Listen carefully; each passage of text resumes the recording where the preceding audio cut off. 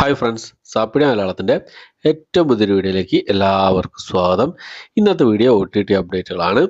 ഇന്ന് OTT release ചെയ്തിരിക്കുന്ന സിനിമകളും സീരീസുകളും ഏതൊക്കെയെന്നുള്ളതാണ് ഇന്നത്തെ വീഡിയോ നമ്മൾ പരിശോധിക്കാൻ പോകുന്നത്. ഇന്ന് ഏപ്രിൽ മാസം 4-ാം തീയതിയാണ്.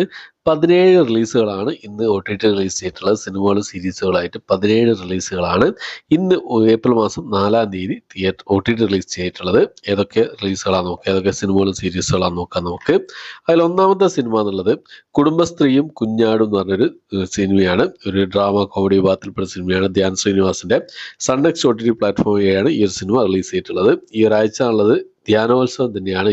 ഇന്ന് ധ്യാന്റെ പടം തന്നെയാണ് 4 സിനിമകൾ റിലീസ് ചെയ്തിട്ടുള്ളത്. അടുത്ത സിനിമയും ധ്യാൻ ശ്രീനിവാസൻ പ്രധാന വേഷം കൈകാര്യം ചെയ്ത സിനിമയല്ല. ഈ ഒരു സിനിമയിൽ പിന്നെ സൗബിൻ ഷാഹിറാണ് പ്രധാന വേഷം കൈകാര്യം ചെയ്തത്. മച്ചാന്റെ മാലാക എന്ന് പറഞ്ഞ സിനിമ.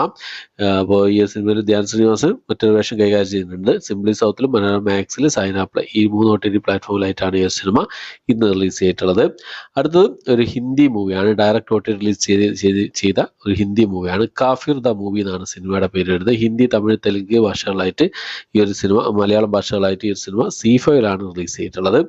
അടുത്തൊരു ഡയറക്റ്റ് OTT റിലീസാണ്. തമിഴ് സിനിമയാണ്. സ്പോർട്സ് ഡ്രാമ വിഭാഗത്തിൽപ്പെട്ട സിനിമ ടെസ്റ്റ് എന്ന് പറഞ്ഞ സിനിമ. ഈ ഒരു സിനിമയും ഡയറക്റ്റ് OTT റിലീസാണ്. നയൻതാര, സിദ്ധാർത്ഥ്, മാധവ് എന്നിവർക്ക് പ്രധാന വേഷം കൈകാര്യം ചെയ്ത സിനിമ. തമിഴ്, തെലുങ്ക്, ഹിന്ദി, മലയാളം, കന്നഡ ഭാഷകളായിട്ട് നെറ്റ്ഫ്ലിക്സിലാണ് റിലീസ് ചെയ്തിട്ടുള്ളത്. അടുത്തൊരു കൊറിയൻ സീരീസാണ്. കൊറിയൻ ഡ്രാമ വിഭാഗത്തിൽപ്പെട്ട സീരീസാണ് കർമ്മ എന്ന് പറഞ്ഞ സീരീസ്. കൊറിയൻ ഭാഷ കൂടാതെ ഹിന്ദി, തമിഴ്, തെലുങ്ക് ഭാഷകളായിട്ട് ഈ ഒരു സിനിമ, ഇംഗ്ലീഷ് ഭാഷകളായിട്ട് ഈ ഒരു ക്രൈം ഡ്രാമ വിഭാഗത്തിൽപ്പെട്ട സീരീസ് നെറ്റ്ഫ്ലിക്സിൽ അവൈലബിൾ ആണ്.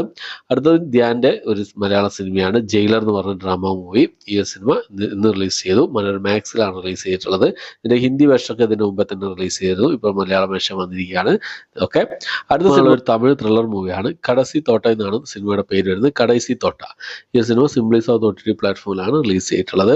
അടുത്തൊരു സീരീസാണ്. ഒരു കോമഡി ഡ്രാമ വിഭാഗത്തിൽപ്പെട്ട തെലുങ്കു സീരീസാണ്. ഹോം ടൗൺ എന്ന് പറഞ്ഞ സീരീസ്. തെലുങ്ക് വഴിയാണ് ഈ സീരീസ് റിലീസ് ചെയ്തിട്ടുള്ളത്.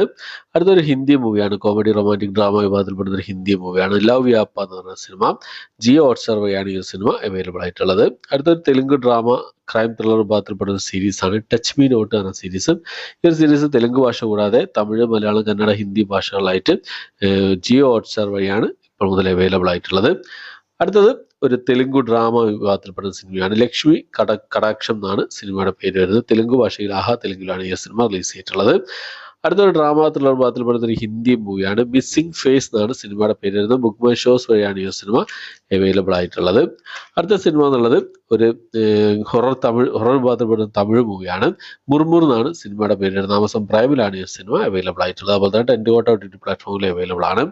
അടുത്തത് ഒരു കന്നഡ കോമഡി ഡ്രാമ വിഭാഗത്തിൽപ്പെടുന്ന സിനിമയാണ്. പാറു പാർവതി എന്ന് പറയുന്ന സിനിമ. ആമസോൺ പ്രൈമിൽ കന്നഡ ഭാഷയിലാണ് ഈ സിനിമ അവൈലബിൾ ആയിട്ടുള്ളത്.